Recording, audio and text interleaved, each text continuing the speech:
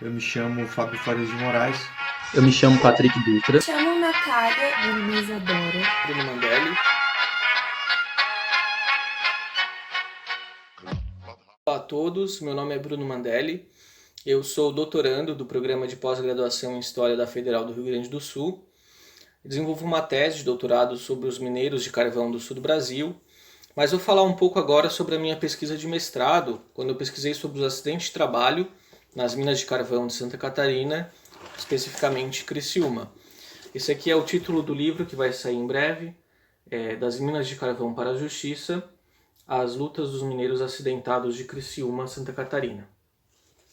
Minha pesquisa ela se deu na década de 40, sobretudo, que é o período que nós historiadores chamamos de ditadura do Estado Novo, quando o presidente Vargas governava o país até 1945 e posteriormente o governo de Dutra até 51.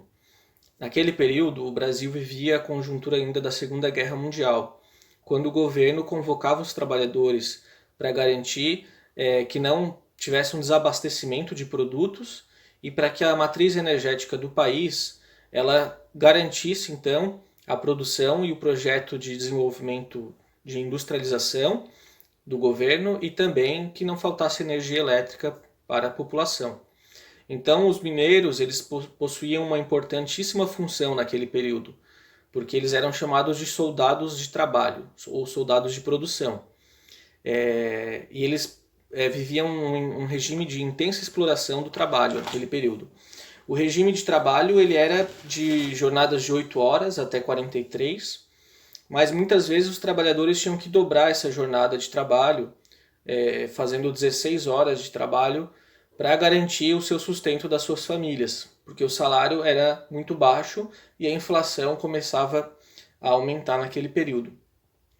Então a gente tem aí, além dessas condições de trabalho de jornadas desgastantes, um trabalho muito insalubre também, porque o trabalho do mineiro ele é no subsolo, a maior parte, às vezes a 200 metros abaixo da terra, e em galerias que eram estreitas, galerias muitas vezes inundadas de água, com fios elétricos desencapados, além do risco constante de quedas de pedras e desabamentos, porque o mineiro trabalhava sob um teto que era escorado, mas muitas vezes era mal escorado ou tinha problemas na sua formação geológica e isso ocasionava muitas mortes e muitos acidentes fatais naquele período, além de mutilações como perda de braço, perna e também muitas lesões como hérnias, né, pelo esforço que eles tinham que fazer.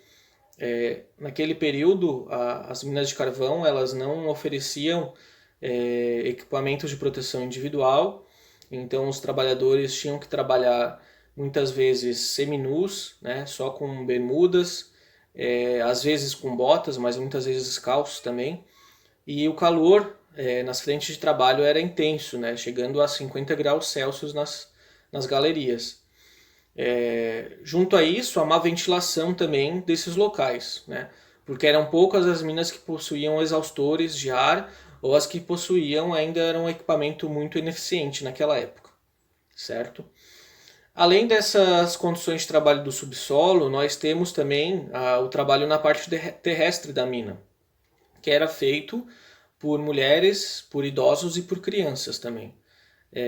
Nesse período, a legislação permitia o trabalho de menores de 18 anos, entre 16 e 18, mas encontrei processos no SEDOC, que é o Centro de Memória e Documentação da Unesc, quando tinha trabalhadores com 14 anos de idade. E também encontrei trabalhadores que tinham mais de 80 anos trabalhando na parte terrestre da mina na função de peneiração do carvão. Então o carvão mineral ele era extraído do subsolo, levado até a superfície, empurrado pelos vagoneteiros, que eram chamados aqueles trabalhadores que levavam os vagões até a superfície da mina, e lá ele passava pela etapa de peneiração e também pela etapa de escolha do carvão, né, que era feito por mulheres.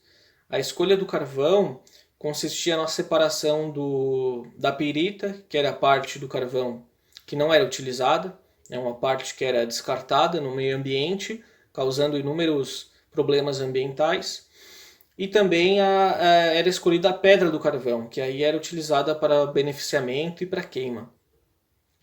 Então, quem fazia esse trabalho de escolha eram as mulheres. E muitas vezes também esse trabalho levava a acidentes fatais ou acidentes, na maior parte das vezes, temporários. Porque elas trabalhavam muitas vezes descalças, sem proteção individual e utilizando picaretas para fazer essa separação do carvão.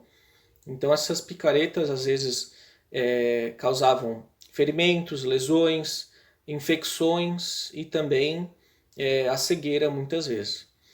Então eu encontrei muitos processos de mulheres que eram chamadas escolhedeiras nesse período em Criciúma, e essas mulheres elas relatam então as suas condições de trabalho e elas também contam como entraram na justiça para pedir uma indenização, porque a empresa se negava a pagar uma indenização que elas tinham direito pela lei, né? A gente tem uma legislação no Brasil de acidente de trabalho desde 1919, e essa legislação ela passa por várias transformações nesse período. Em 44 vamos ter uma reforma da lei de acidente de trabalho que garantia aos operários um seguro de acidente.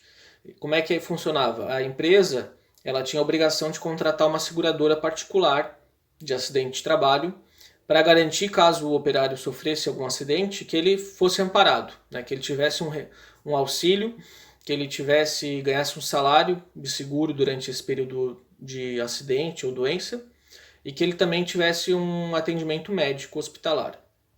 Muitas vezes se dava somente o atendimento médico hospitalar, mas a parte da indenização e do auxílio, os trabalhadores tinham que ir para a justiça para lutar para conseguir esses auxílios. Então eu identifiquei que foram muitos casos, né? Eu pesquisei em torno de 500 processos da justiça desse período. Os trabalhadores relatam as dificuldades de conseguir esses auxílios e conseguir essas indenizações, porque muitas vezes as empresas diziam que o acidente tinha sido culpa do trabalhador, uma imperícia dele, uma imprudência que tinha levado ao acidente. Mas pesquisando também os relatórios de médicos da época, eu pesquisei sobre o relatório do médico Francisco de Paula Boanova Júnior, que trabalhou em Criciúma nesse período, e ele conta que as principais causas eram pelas péssimas condições de trabalho no subsolo da mina e pelas também o intenso regime de trabalho que levava cada vez a acidentes mais frequentes e mais graves. Essa pesquisa vai sair então como livro, né?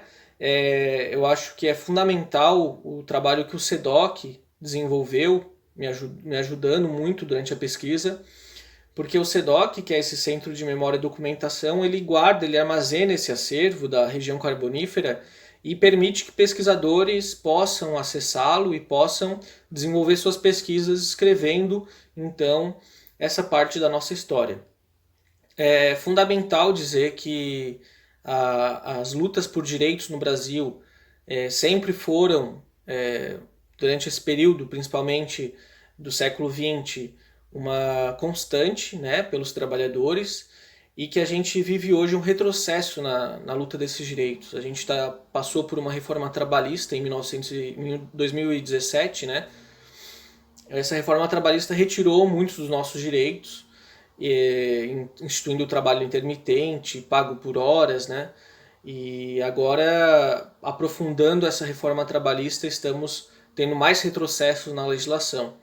Então é fundamental essa pesquisa para o passado e para o presente, para a gente saber que os direitos, assim como eles foram conquistados historicamente, eles também podem ser perdidos, caso nós, historiadores, trabalhadores, não tenhamos consciência da importância de lutar para preservar esses direitos. Tá certo? Então era isso sobre a minha pesquisa. Espero que logo que saia o livro vocês gostem do livro. E eu vou estar divulgando mais vídeos contando um pouco sobre a história da região carbonífera. Valeu!